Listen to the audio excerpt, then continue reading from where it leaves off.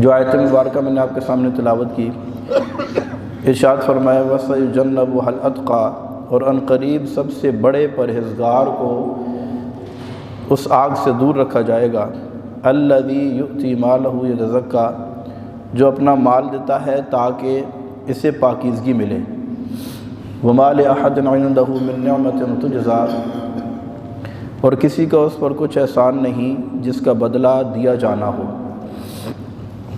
إِلَّا ابْتِغَاءَ وَجْهِ رَبِّهِ الْأَعْلَىٰ، صرف اپنے سب سے بلند شان والے رب کی رضا تلاش کرنے کے لیے، وَلَسَوْفَ يَرْضَىٰ، اور بے شک قریب ہے کہ وہ خوش ہو جائے۔ جیسا کہ پچھلے جمعے ہم حضرت سیدنا صدیق اکبر رضی اللہ تعالیٰ عنہ کے حوالے سے کچھ گفتگو کر رہے تھے، جو کہ افضل البشر بعد الانبیاء، انبیاء کرام کے بعد اللہ تبارک و تعالیٰ نے ان کو سب سے بلند مقام، مرتبہ اور رتبہ عطا فرمایا۔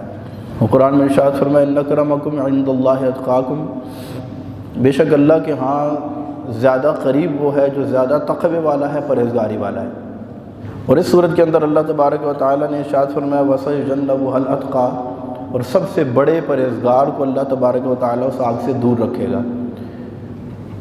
امام خازن اور دیگر تمام مفسرین اس بات پر متفق ہیں کہ اس سب سے بڑے پرہیزگار سے مراد حضرت سیدنا ابو بکر صدیق رضی اللہ تعالیٰ عنہ کی ذات ہے۔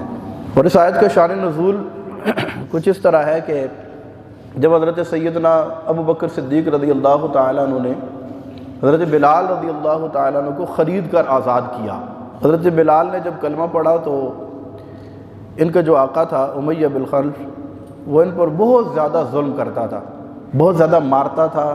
سخت گرمی کے دنوں میں تپتی ریت پر انہیں ننگے بدن لٹا دیتا، ان کے سینے پر پتھر رکھتا اور گھسیٹتا اور ہاتھوں میں کیل ٹھونک دیتا اور بہت ہی دردناک ظلم کرتا۔ میرے آقا صلی اللہ علیہ وسلم کو ان پر رحم آ گیا اور ارشاد فرمایا کوئی ہے جو میرے بلال کو خریدے اور آزاد کر دے۔ حضرت ابو بکر صدیق رضی اللہ تعالیٰ عنہ، ایک روایت میں آتا ہے کہ 100 اقیہ سونا لے کر امیہ بن خلف کے پاس پہنچے اور کہا کہ کیا تو بلال کو بیچے گا؟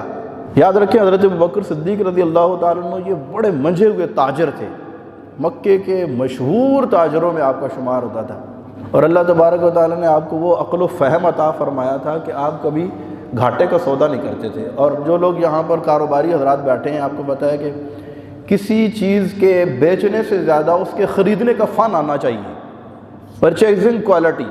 آپ نے چیز ٹھیک خریدی تو اس کا مطلب یہ ہے کہ آپ اس کو اچھے داموں بیچ سکتے ہیں، فائدہ اٹھا سکتے ہیں، اور اگر خریداری آپ نے غلط کی تو بیچتے ہوئے آپ کو لالے پڑ جائیں گے، آپ کو نفع نہیں ہوگا۔ آپ لوگ یہاں پر زیادہ پراپرٹی کا کام کرتے ہیں، فلنگ والا پلاٹ لے لیں آپ، اگر آپ کو سستا بھی مل رہا ہو تو لیکن جو سمجھدار خریدار ہے، یا اس کی اور کئی مثالیں ہو سکتی ہیں، یعنی اس کی لوکیشن اچھی نہیں ہے پلاٹ کی، تو آپ خرید لیں تو اس کو بیچتے ہوئے آپ کو بڑی پرابلم ہوگی۔ لیکن اچھی لوکیشن کا پلاٹ ہے جو لوگ پسند کرتے، اس کا گاہک زیادہ ہے مارکیٹ کے اندر، اگر وہ 4 پیسے مہنگے بھی ہوگا تو آپ خرید لیں گے، آپ کو پتہ ہے کہ یہ بیچے گا تو 4 پیسے دے کے جائے گا۔ گاڑی ایکسیڈنٹ ہوئی ہے، اگر آپ کو باقی مارکیٹ کے مقابلے میں 2 لاکھ 4 لاکھ سستی بھی ملتی ہے تو آپ کہیں گے نہیں یار ایکسیڈنٹ ہے، اس کو بیچیں گے تو مصیبت پڑ جائے گی۔ تو اچھی چیز، اچھی خریداری اگر کی جائے تو بیچتے ہوئے نفع ملتا ہے۔ یہ اچھے تاجر کی، اچھے بزنس مین، اچھے کاروباری بندے کی یہ علامت ہے کہ وہ جب چیز خریدے تو اچھی چیز خریدے، گھاٹے کا سودا نہ کرے۔ بلال کو خریدنے پہنچ گئے، کہا تو بیچے گا؟ اس نے کہا کہ اچھا، اس نے نیت اس یہ تھی کہ میں بیچوں گا نہیں، بلکہ اس نے کلمہ پڑھا ہے، یہ ہمارے بتوں کے آگے نہیں جھکتا، اس نے ایک خدا کو مان لیا ہے اور محمد الرسول اللہ کا کلمہ یہ پڑھتا ہے، میں اس کو مار مار کر اس پر اتنا ظلم کروں گا کہ اسے قتل کر دوں گا تاکہ آئندہ کسی غلام کو کلمہ پڑھنے کی جرأت نہ ہو۔ نیت نہیں تھی بیچنے کی، اور جب کسی چیز کے بیچنے کی نیت نہ ہو پھر بندہ کیا کرتا ہے؟ بہت بڑھا چڑھا کر ریٹ لگاتا ہے تاکہ خریدار بھاگ جائے۔ تو اس نے کہا کہ 30 اوقیہ سونا لوں گا، ایک روایت میں 30 اوقیہ، بعض نے لکھا کہ 10 اوقیہ سونا، اور پھر کہا کہ وہ جو رومی نسل کا غلام ہے نا آپ کے پاس، جس کی اس وقت قیمت ہزاروں میں تھی، اور پڑھا لکھا تھا، آپ کے مال اور آپ کے لین دین کا سارا حساب اور سارا آڈٹ آپ کا کرتا تھا۔ کہنے لگا وہ غلام بھی لوں گا اور 30 اوقیہ سونا بھی لوں گا، پھر بلال کو دوں گا، یعنی نہ دینے والی بات کی۔ حضرت سیدنا ابو بکر صدیق رضی اللہ تعالیٰ عنہ نے دوسری بات ہی نہیں کی، پیسے نکال کے اس کے ہتھیلی پہ رکھے، غلام بھی حوالے کیا، بلال دو۔ امیہ بن خلف بڑا حیران، کوئی بارگیننگ نہیں کی، کوئی بات نہیں کی۔ بندہ بھی ایسا ہے کہ بہت سمجھدار ہے، مکے کے سارے تاجروں میں بھی ایک بلند اس کا مقام ہے، اس کا نام ہے، گھاٹے کا سودا نہیں کرتا، بلال کو خرید رہا ہے، جو نسل کے اعتبار سے حبشی ہے، رنگ اس کا کالا ہے اور پڑھا لکھا بھی نہیں ہے، اپنا نام لکھنا نہیں جانتا، اس کے بدلے میں اتنا مہنگا غلام بھی دے رہا ہے، پیسے بھی منہ مانگے دام دے رہا ہے۔ بڑا حیران ہوا، لوگوں نے کہا اب سودے سے مکرو نہ، منہ مانگی قیمت مل رہی ہے، دو۔ بلال کو خریدا نہ تو امیہ نے پیچھے سے آواز دی، ابو بکر بات سمجھ میں آئی نہیں، اتنا گھاٹے کا سودا کبھی تم نے کیا نہیں ہے، اگر تو بلال کو ایک کھوٹا سکہ بھی دیتا تو میں دے دیتا، لیکن اتنے پیسے دیے ہیں، اتنا مہنگا غلام دیا ہے، خریدا ہے۔ حضرت سیدنا ابو بکر صدیق رضی اللہ تعالیٰ نے ارشاد فرمایا کہ تو اصل میں بے ایمان ہے، تجھے پتہ ہی نہیں ہے بلال کی قیمت کیا ہے، بلال کو تو میں نے بڑے سستے داموں خرید لیا ہے، کیونکہ یہ میرے محبوب کا منظور نظر ہے، تو اس کے ظاہر کو دیکھ رہا ہے، تو اس کی شکل و صورت کو دیکھ رہا ہے، میں تو محبوب کے کرم کو دیکھ رہا ہوں کہ جس کی نظر اس پر پڑ گئی ہے، میرے محبوب کی نظر پڑ گئی ہے۔ بلال اگر فارس اور روم کی اگر حکمرانی بھی تو مانگتا، بادشاہت بھی مانگتا، تو اس کے قدموں پر نثار کر دیتا، کیونکہ یہ میرے محبوب کا منظور نظر جو بن گیا ہے، محبوب کو پسند آ گیا ہے، محبوب نے کہا ہے کہ میرے بلال کو خریدے اور آزاد کر دے۔ خیر خریدا، واپس لے کے، اچھا لوگ بڑے حیران ہیں اور لوگوں نے باتیں شروع کر دی، کہ بڑی انہونی سی بات آئی ہو گئی، اتنے مہنگے داموں اتنے پیسے لے کر ایک غلام خرید لیے، شاید اس غلام کا ابو بکر کے اوپر کوئی احسان ہوگا، اس احسان کے بدلے میں انہوں نے خریدا ہوگا۔ لوگوں نے باتیں شروع کر دی، اللہ نے قرآن کی یہ آیتیں نازل فرما دی اور فرمایا الذی یؤتی مالہ یتزکیٰ، فرمایا کہ وہ مال جو خرچ کرتا ہے نا، اس لیے کہ وہ مال اسے پاکیزگی عطا کرے، وما لأحد عنده من نعمت تجزا، فرمایا کہ اس پر کوئی احسان نہیں ہے کہ جس کا بدلہ دیا جاتا، الا ابتغاء وجہ ربہ الاعلی، یہ تو رب کو راضی کرنے کے لیے اتنا پیسہ خرچ کر آیا ہے۔ اس نے جو غلام خریدا ہے یہ کس کو راضی کرنے کے لیے؟ اور اگلے الفاظ سنیں قرآن میں، کتنی خوبصورت، کیا انداز ہے، لہجہ دیکھیں قرآن کا، وَلَسَوْفَ يَرْضَىٰ، اور ان قریب وہ اس سے راضی ہو جائے گا۔ اس سے اگلی آیت سورہ والضحیٰ کے اندر ارشاد فرمایا وَلَسَوْفَ يُعْطِيكَ رَبُّكَ فَتَرْضَىٰ۔ اب ذرا الفاظ میں آپ موافقت دیکھیے گا ذرا، اللہ نے اپنے محبوب کے بارے میں فرمایا کہ اے محبوب، اللہ ان قریب آپ کو اتنا عطا فرمائے گا، وَلَسَوْفَ يُعْطِيكَ، ان قریب آپ کا رب آپ کو اتنا عطا فرمائے گا، فَتَرْضَىٰ، کہ آپ راضی ہو جائیں گے۔ اور وہی لفظ یہاں پر فرمایا ابو بکر صدیق رضی اللہ تعالیٰ عنہ کے لیے کہ وَلَسَوْفَ يَرْضَىٰ، کہ اس نے مال رب کی بارگاہ میں خرچ کیا، کس وجہ سے؟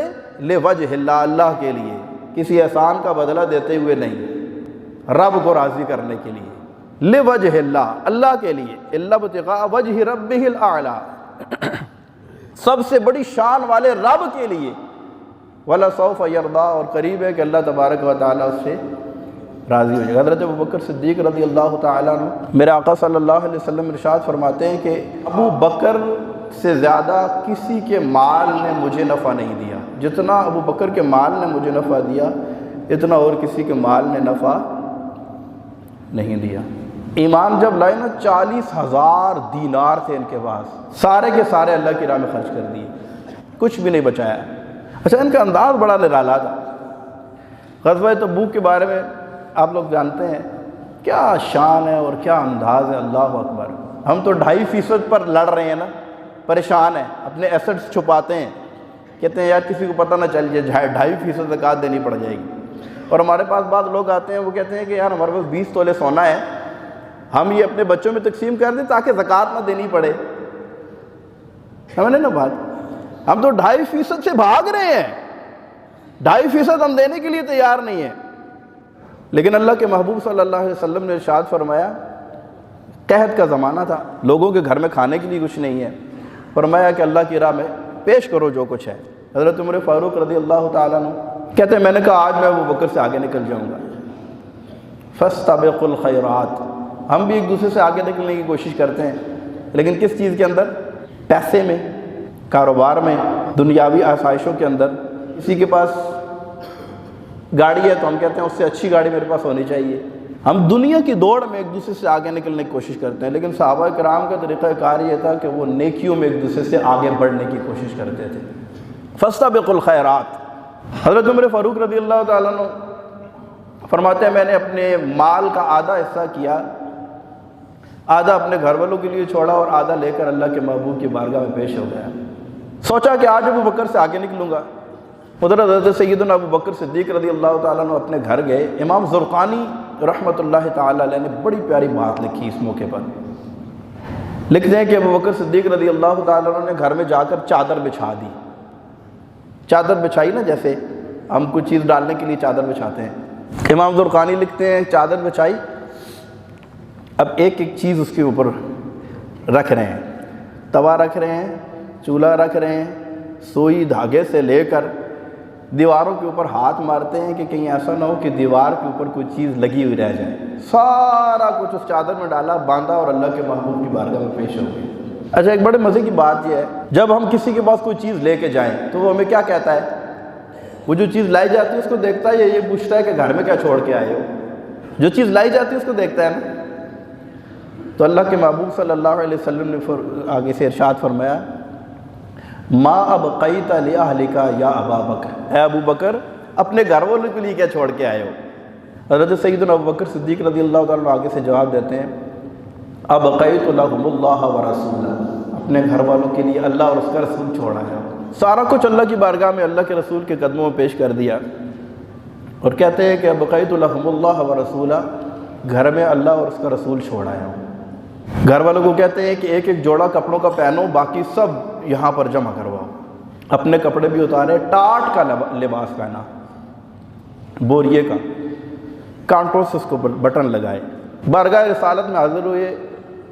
رسول اللہ صلی اللہ علیہ وسلم نے ارشاد فرمایا اپنے گھر والوں کے لیے کیا چھوڑ کے آئے ہو؟ عرض کرتے ہیں گھر والوں کے لیے اللہ اور اس کا رسول چھوڑا۔ ارشاد فرمایا اللہ کو تیری ادا اتنی پسند آئی ہے، فرشتوں کو حکم دیا ہے جیسے میرے ابو بکر نے لباس پہنا ہے ایسا تم بھی پہن لو۔ حضرت جبریل حاضر خدمت ہیں، لباس ویسا پہنا ہوا ہے جیسا ابو بکر نے پہنا ہوا ہے۔ اگلی بات بڑے مزے کی ہے، سارا زمانہ چاہتا ہے، سارے زمانے کی کوشش ہے کہ رب ہم سے راضی ہو جائے۔ ہم سب یہ چاہتے ہیں نا، ساری زندگی ہم کیا کرتے ہیں؟ اللہ کو راضی کرنے کی کوشش کرتے ہیں۔ جبریل حاضر خدمت ہوئے، عرض کرتے ہیں کہ اللہ تبارک و تعالی نے آج فرشتوں کو حکم فرمایا ہے کہ میرے ابو بکر نے جس طرح کا لباس پہنا ہے نا ایسے سارے یہ پہن لیں۔ اور ابو بکر کو اللہ سلام ارشاد فرماتا ہے اور پوچھتا ہے کہ میرے ابو بکر سے پوچھو کیا اس حال میں مجھ سے راضی ہے؟ حضرت سیدنا ابو بکر صدیق رضی اللہ تعالیٰ عنہ کی چیخ نکل گئی۔ عرض کرتے ہیں یا رسول اللہ ابو بکر پہلے بھی رب سے راضی تھا، اب بھی اور ہمیشہ رب سے راضی رہے گا۔ اچھا، یہ سب کچھ دے کے یہ وہ مقام ہے جس پر علامہ اقبال نے کہا تھا کہ خود ہی کو کر بلند اتنا کہ ہر تقدیر سے پہلے خدا بندے سے خود پوچھے بتا تیری رضا کیا ہے۔ اللہ بندے سے پوچھ رہا ہے کہ تیری رضا کیا ہے۔ یہ وہ مقام، یہ وہ مرتبہ اور یہ وہ بلندی ہے کہ جو اللہ تبارک و تعالیٰ اپنے بندے کو عطا فرماتا ہے۔ وہ کیا کرتا ہے کہ سب کچھ رب کی بارگاہ میں جب بندہ پیش کر دیتا ہے نا تو خدا بندے سے خود پوچھے بتا تیری رضا کیا ہے۔ حضرت سیدنا ابو بکر صدیق رضی اللہ تعالیٰ عنہ جہاں اللہ اور اس کے رسول کی بات آ جاتی وہاں آپ کی آنکھیں بند، عقل کا دخل ختم، سوچ سمجھ بالا طاق، جہاں اللہ کے رسول نے فرما دیا وہاں پر آمین، سر تسلیم خم۔ صلح حدیبیہ کے موقع پر 1500 صحابہ کرام احرام باندھا، چلے عمرہ کرنے کے لیے، حدیبیہ کے مقام پر پہنچے، قریش مکہ نے آ کے لے لیا، روک دیا نہیں کر سکتے عمرہ، معاہدہ طے پایا، شرائط بھی بظاہر ایسی جو مسلمانوں کے حق میں نہیں ہیں، خلاف جا رہی ہیں۔ ہمارا بندہ مکے میں جائے گا تم واپس نہیں کرو گے، اور مکے سے بندہ کوئی مدینے میں جائے گا تو فوراً واپس کر دو گے، یک طرفہ شرائط۔ بظاہر لگ رہا ہے کہ یہ دب کر صلح کر رہے ہیں، صلح نامہ پہ دستخط کر دیے، صلح کر دی، کہا رام کھول دو۔ سب سے پہلے جو ہستی کھڑی ہوئی اور جس نے لبیک کہا وہ حضرت ابوبکر صدیق رضی اللہ عنہ۔ کسی نے کہا تمہیں بڑی جلدی ہے، کہنے لگے جلدی کی تو بات ہی کوئی بھی نہیں ہے، انہی کے کہنے پر باندھا تھا، انہی کے کہنے پر کھول دیا، بات ختم ہو گئی۔ حضرت سیدنا عمر فاروق رضی اللہ تعالیٰ عنہ سخت جلال، جذبہ جہاد موجزن ہے اندر، کہتے ہیں میں رسول اللہ صلی اللہ علیہ وسلم کے خیمے میں داخل ہو گیا، میں نے عرض کی یا رسول اللہ کیا آپ اللہ کے رسول نہیں ہیں؟ فرمایا ہاں رسول ہوں۔ فرمایا کیا دین اسلام سچا دین نہیں ہے؟ کہا بالکل سچا دین ہے۔ کہا کیا کلام قرآن اللہ کا سچا کلام نہیں ہے؟ کہا بالکل اللہ کا سچا کلام ہے۔ کہا کہ پھر ہم دب کر کیوں صلح کر رہے ہیں؟ بدر میں 313 تھے، ہم نے ان کو پھڑکنے نہیں دیا، آج تو 1500 ہیں، پھر دب کی صلح کیوں کر رہے ہیں؟ ارشاد فرمایا میں اللہ کا رسول ہوں، وہی کرتا ہوں جو اللہ مجھے حکم دیتا ہے۔ کہنے لگے یا رسول اللہ آپ نے کہا نہیں تھا عمرہ کریں گے؟ ارشاد فرمایا اے عمر تجھے تیری ماں روئے، ہم نے یہ کب کہا تھا کہ ابھی عمرہ کریں گے؟ ہم نے کہا تھا عمرہ کریں گے، چاہے اب کریں یا اگلے سال کریں، ہم نے یہ تو نہیں کہا تھا کہ ابھی عمرہ کریں گے۔ حضرت عمر فاروق رضی اللہ عنہ وہاں سے نکلے، کہنے لگے میں ابو بکر کے خیمے میں چلا گیا، جا کر دیکھا تو وہ بڑے ریلیکس موڈ میں کھجوریں تناول فرما رہے ہیں، کوئی پریشانی نہیں۔ ہم اتنے ٹینشن میں عمرہ کرنے کے لیے آئے تھے، رستے میں روک دیے گئے، احرام کھلوا دیا گیا، ہم پریشان ہیں، چین نہیں ہے، سکون نہیں ہے، اور یہ مزے سے کھجوریں تناول فرما رہے ہیں۔ کہنے لگے میں نے وہی سوالات دہرائے، میں نے کہا کہ کیا یہ اللہ کے رسول نہیں ہے؟ ابو بکر نے فرمایا کہ بالکل اللہ کے رسول ہے۔ میں نے کہا کیا دین اسلام حق نہیں ہے؟ کہا بالکل اللہ کا سچا دین ہے۔ میں نے کہا کیا قرآن اللہ کا کلام نہیں ہے؟ کہا بالکل اللہ کا کلام ہے۔ کہا پھر ہم دب کر صلح کیوں کر رہے ہیں؟ ابو بکر نے جواب دیا بھائی وہ اللہ کے رسول ہیں، جیسے اللہ انہیں حکم دیتا ہے ایسے کرتے ہیں، تمہیں ٹینشن لینے کی کیا ضرورت ہے؟ کہنے لگے پھر وہی سوال میں نے دہرایا کہ کیا انہوں نے کہا نہیں تھا کہ ہم عمرہ کریں گے؟ حضرت ابو بکر صدیق رضی اللہ تعالیٰ عنہ ٹیک لگا کے بیٹھے ہوئے تھے، سیدھے ہو کر بیٹھے اور کہا اے عمر تجھے تیری ماں روئے، انہوں نے یہ کب کہا تھا کہ ابھی عمرہ کریں گے؟ انہوں نے کہا تھا عمرہ کریں گے، تو جب کہا تھا تو کر لیں گے جب اللہ کا حکم ہوگا۔ حضرت عمر فاروق رضی اللہ تعالیٰ عنہ کہتے ہیں میں باہر نکلا، میرا بالکل غصہ ٹھنڈا ہو گیا، میں نے وضو کیا، میری آنکھوں سے ٹپ ٹپ آنسو بہ رہے ہیں، میں اپنے آپ کو مخاطب کر کے کہہ رہا تھا اے عمر تو ابو بکر کے مقام کو نہیں پہنچ سکتا، اس کا تو ایمان ہی اتنا پختہ ہے، اس کے تو الفاظ ہی حضور کے الفاظ کے ساتھ اتنی موافقت رکھتے ہیں کہ جو سرکار علیہ الصلوۃ والسلام نے ارشاد فرمایا وہی الفاظ ابو بکر کے ہیں۔ تو حضرت سیدنا ابو بکر صدیق رضی اللہ تعالیٰ عنہ جو رسول اللہ صلی اللہ علیہ وسلم ارشاد فرماتے ہیں نا آنکھیں بند کر کے مانتے ہیں۔ آج میں اور آپ اپنے کردار کے اوپر غور کریں، بڑی محبت سے ہم ان کا ذکر کر رہے ہیں، لیکن دیکھیں کہ ان کی سیرت کا ایک بہت اہم ترین پہلو ہے، اور وہ یہ ہے کہ جو بھی اللہ کے رسول نے فرما دیا بس اس پر پھر کوئی آرگومنٹ نہیں ہے، اس پہ کوئی اعتراض نہیں ہے۔ لیکن بڑی معذرت کے ساتھ ہمارا حال یہ ہے کہ جو چیز ہمیں سمجھ میں آئے نا، ہماری عقل میں آئے، ہم کہتے ہیں یار یہ ٹھیک ہے، اور جو چیز ہماری سمجھ میں نہ آئے نا ہم اس کو دو ٹوک رد کر دیتے ہیں، دو ٹوک ہماری سمجھ میں نہیں آ رہی۔ تو عقل کو تنقید سے فرصت نہیں، عشق پر اعمال کی بنیاد رکھ۔ تو حضرت سیدنا صدیق اکبر رضی اللہ تعالیٰ عنہ نے عشق پر اعمال کی بنیاد رکھی، یہ نہ دیکھا یہ بلال اس کی اصل قیمت کیا ہے، بس یہ دیکھا محبوب کو پسند آ گیا تو خرید لیا۔ مسجد نبوی کی زمین خریدنے کا معاملہ تھا، رسول اللہ صلی اللہ علیہ وسلم نے ارشاد فرمایا کہ یہ زمین کوئی خریدے نہ، دو یتیم بچوں کی تھی۔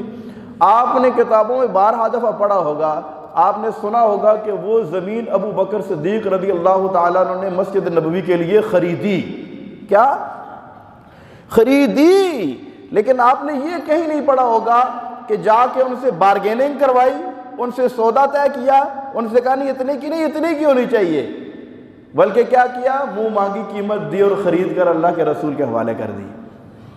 یعنی جہاں پر رسول اللہ صلی اللہ علیہ وسلم کی بات، آپ کا فرمان، وہاں پر صدیق اکبر رضی اللہ عنہ کے سر تسلیم خم۔ اللہ تبارک و تعالی ہمیں بھی ایسا جذبہ اتباع نصیب فرمائے۔ آج باتیں کرنی یقین کرے بڑی آسان ہے، لیکن عمل کرنا بہت مشکل ہے، اور اس وقت بہت سخت ضرورت ہے کہ ہم عمل کی طرف آئیں۔ جس طرح انہوں نے اطاعت کے اندر پھر آئیں بائیں شائیں نہیں کیا، بلکہ کیا کیا؟ آنکھیں بند کر، جہاں اللہ کا حکم آ گیا، اللہ کے رسول کا حکم آ گیا، وہاں آنکھیں بند کر کے بس کر گزرے۔ یہ نہ دیکھا کہ اس میں کوئی نقصان ہے یا فائدہ ہے، اس کے اندر کوئی حکمتیں تلاش نہیں کی، کوئی دلیلیں یا حجتیں تلاش نہیں کی، بلکہ کیا کیا؟ اپنی مرضی کو رب کی مرضی کے تابع کر دیا۔